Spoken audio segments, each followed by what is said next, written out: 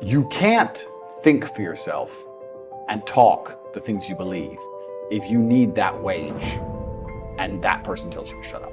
If you need breadcrumbs and you're a starving man, you can't really talk to the guy who has all the bread and tell him to give.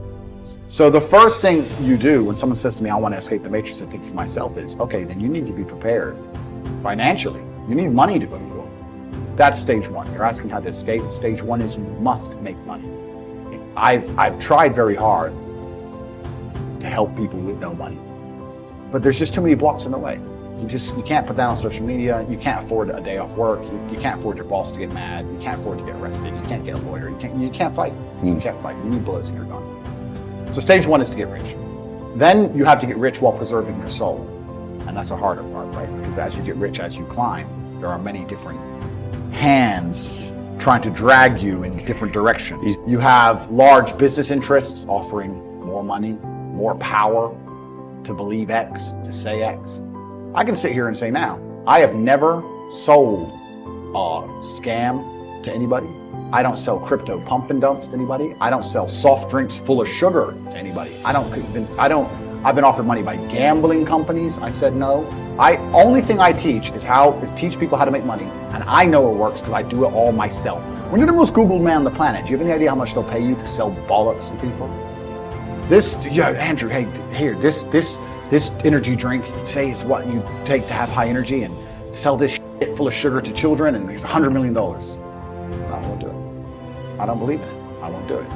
So then you have to keep your moral fiber and stay principled, which is another battle. But if you manage to make money and stay true to your own moral fibers and principles and stay perspicacious, word of the day, keep paying attention to the world and actually keep your eyes open and look around, then you'll naturally escape the matrix.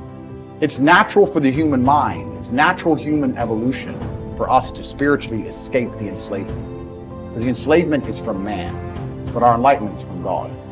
It is natural for us, if you get rich enough to say no to ideas that you understand are innately wrong, if you get rich enough to have a different opinion, if you pay a lot of attention and you resist all of the temptations of the devil, the only possible end state is to escape.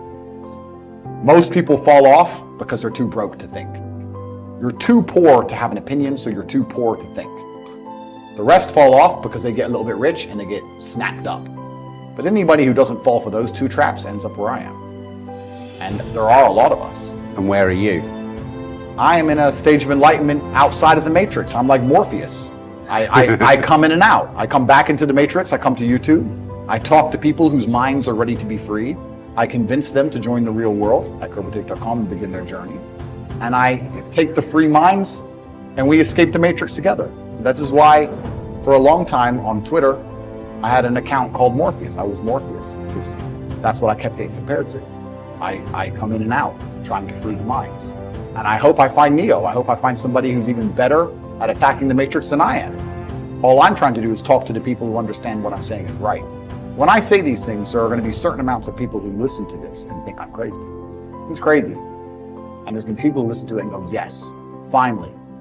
Finally I understand. Finally I know what to do. I've felt this for so long. I've looked around me and knew that this shouldn't be my life. I knew that they're lying to me. I didn't know what to do. Now he's told me what to do. Those are the ones I'm interested in. And they can join the real world inside of Tate.com. I'll see them there. Anybody who thinks I'm crazy, that's fine. I'm crazy. Don't worry about me. I'm a crazy misogynist. The news has never lied to anybody. Every war ever started, the reason the news told you, that's why it started. I don't like every single one of the false flags and stuff.